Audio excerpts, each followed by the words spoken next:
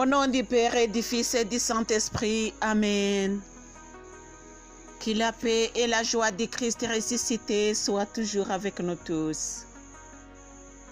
Bien chers frères et sœurs en Jésus-Christ, nous continuons la lecture de la Bible et nous sommes arrivés au chapitre 20 du livre de la Genèse.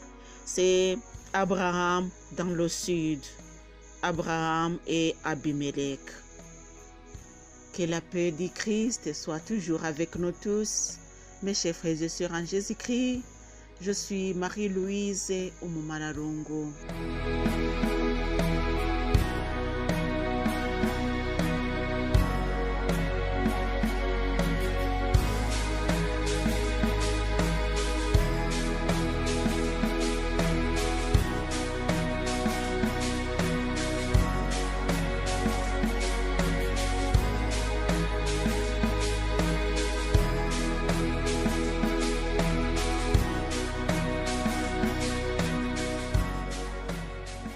De là, Abraham partit pour la région de Negev. Il habita entre Kadesh et Shaoul, puis vint séjourner à Guérar.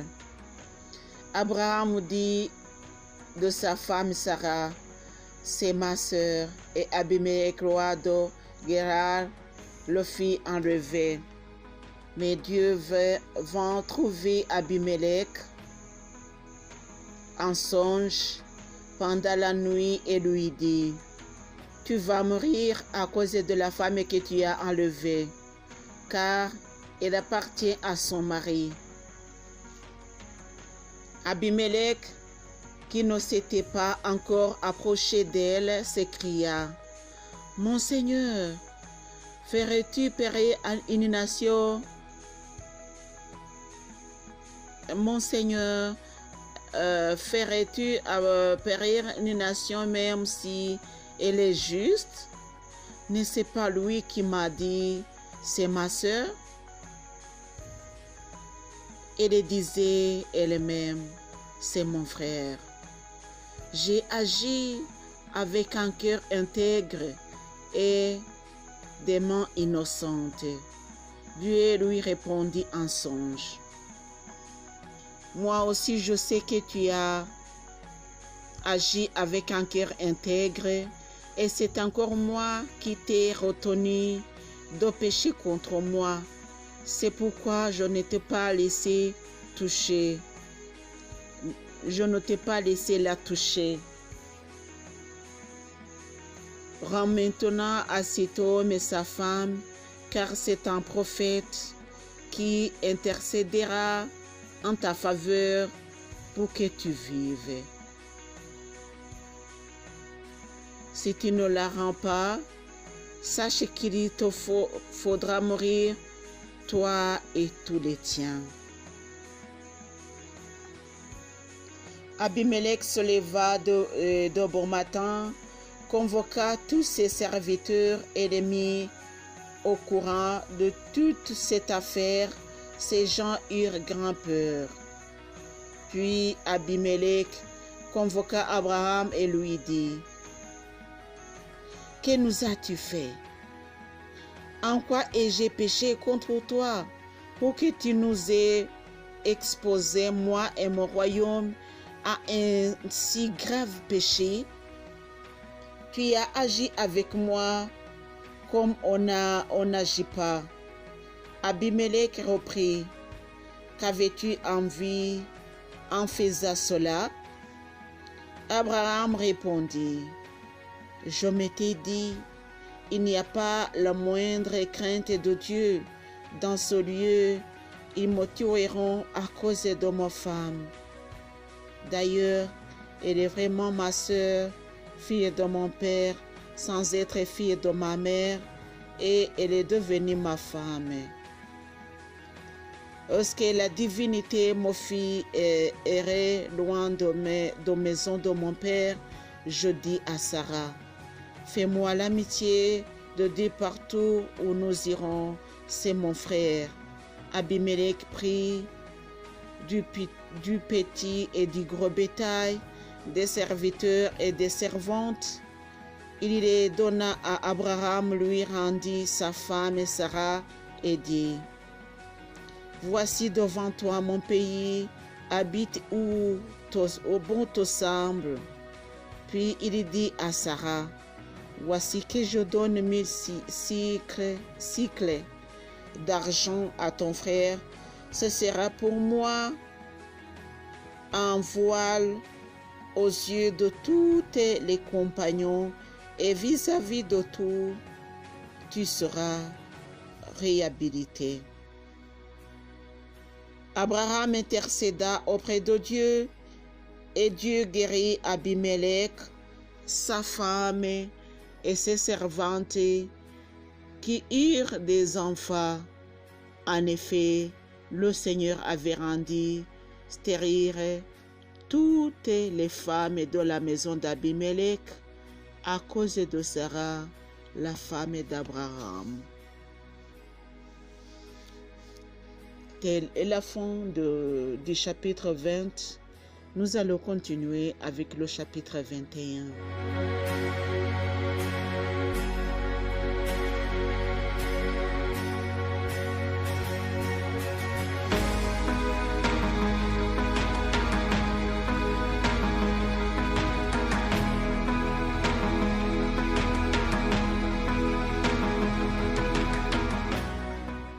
Isaac et Ismaël. C'est le chapitre 21 du livre de la Genèse. Le Seigneur intervint en faveur de Sarah, comme il l'avait dit. Il agit envers elle selon sa parole. Elle devint enceinte et donna un fils à Abraham. Et donna un fils à Abraham en sa vieillesse, à la date que Dieu lui avait dite. Abraham appela Isaac le fils qui lui était né, celui que Sarah lui avait enfanté. Il circoncit son fils Isaac à l'âge de 8 jours, comme Dieu lui avait prescrit. Abraham avait 100 ans quand lui naquit son fils Isaac. Sarah s'écria: Dieu m'a donné sujet de rire. Quiconque l'apprendra rira en mon sujet. Elle reprit: Qui aurait dit à Abraham que Sarah allaiterait des fils? Et j'ai donné un fils à sa vieillesse. L'enfant grandit et fut, c'est vrai, Abraham fit un grand festin le jour où Isaac fit sévrer. Sarah vit s'amuser le fils d'Agar d'Égyptienne avait donné à Abraham. Elle dit à ce dernier: Chasse la servante et son fils, car le fils de cette servante ne doit pas hériter avec mon fils Isaac. Cette parole fâcha beaucoup Abraham, parce que c'était son fils. Mais Dieu lui dit: Ne te fâche pas à propos du garçon et de ta servante. Écoute tout ce que te dit Sarah, car c'est par Isaac qu'une descendance portera ton nom. Mais du fils de la servante, je ferai aussi une nation, car il est de ta descendance. Abraham se leva de bon matin, prit du pain et une autre d'eau qu'il donne à Agar. Il mit l'enfant et son épaule. Il mit l'enfant sur son épaule et la renvoya. Il s'en alla errer dans le désert de Beersheba. Quand l'eau de l'outre fut épuisée Elle jeta l'enfant sous l'un des arbustes. Puis elle alla s'asseoir à l'écart, à la distance d'une portée d'arc. Elle disait en effet que je n'assistais pas à la mort de l'enfant. Assise à l'écart, elle éleva la voix et pleura. Dieu entendit la voix du garçon et d'ici l'ange de Dieu appela Agar. Il lui dit: Qu'as-tu, Agar? Ne crains pas, car Dieu entendit la voix du garçon là où il est. Lève-toi, relève l'enfant et tiens-le par la main, car de lui je ferai une grande nation. Dieu lui ouvrit les yeux et l'aperçut un puits avec de l'eau. Elle alla remplir l'autre et le fit boire le garçon. Dieu fut avec le garçon qui grandit et habita au désert. C'est un tireur d'arc. Il habita dans le désert de Paran.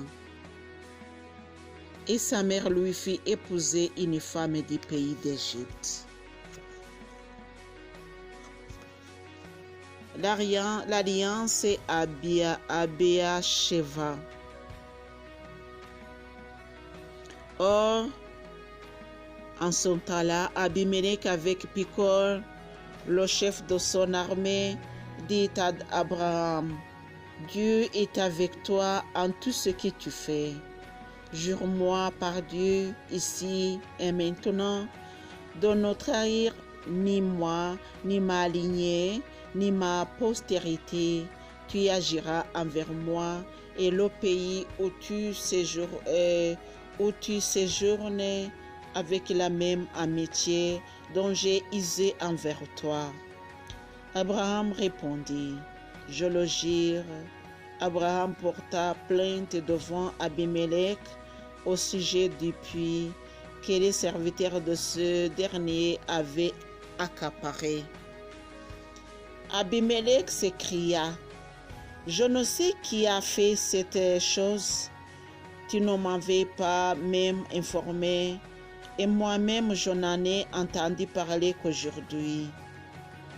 Abraham prit des petits du gros bétail qu'il donna à Abimelech, et tous deux conclurent une alliance. Abraham mit à part cette anière des troupeaux. Abimelech dit à Abraham: Que font ici les 7 anières que tu as mises à part? Il répondit: Pour que tu reçoives de mes 7 anières. Elles me serviront de témoignage que j'ai creusé ce puits. C'est pourquoi on appelle ce lieu Beersheba, car c'est là que tous deux avaient prêté serment. Ils conclurent une alliance à Beersheba. Abimelech se leva et, avec Picol, chef de son armée, il retourna au pays des Philistins. Il planta un Tamar à Beersheba, où il invoqua le Seigneur, le Dieu éternel, par son nom. Abraham résida longtemps au pays des Philistins. Telle est la parole de Dieu.